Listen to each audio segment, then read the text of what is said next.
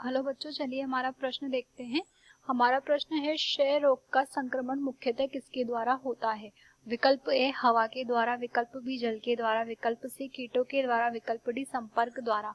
इस प्रश्न की अगर हम यहाँ पर बात करें तो सबसे पहले हम यहाँ पर देखते हैं इस प्रश्न की मुख्य अवधारणा को। तो इस प्रश्न की मुख्य अवधारणा के अंतर्गत हम यहाँ पर कह सकते हैं कि सामान्य रूप से यहाँ पर जो है विभिन्न प्रकार के रोग जो होते हैं वो विभिन्न प्रकार के वाहकों व कारकों के द्वारा यहाँ पर जो है फैलाव करते हैं। अगर रोगों की हम यहाँ पर बात करें तो कुछ जो रोग होते हैं वो यहाँ पर जो है संक्रमण के लिए विभिन्न प्रकार के माध्यमों का इस्तेमाल करते हैं। और ये जो माध्यम होते हैं वो यहाँ पर हवा हो सकता है, इसके अतिरिक्त यहाँ पर जल हो सकता है, इसके अतिरिक्त यहाँ पर जो है लैंगिक संपर्क भी हो सकता है।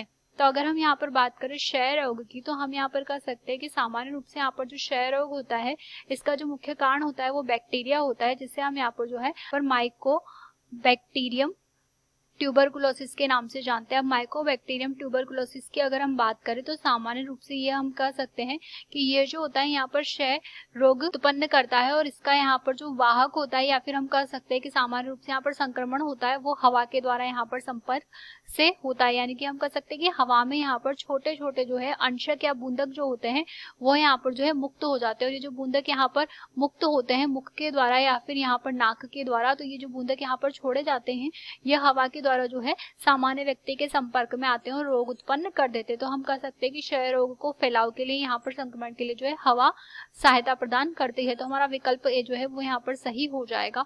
जल के द्वारा हमारा गलत होगा, कीटों के द्वारा भी गलत होगा, संपर्क द्वारा भी गलत होगा। तो विकल्प ए इसका सही जवाब होगा। आशा करते हैं आपको ये प्रश्न समझ आया होगा। धन्यवाद।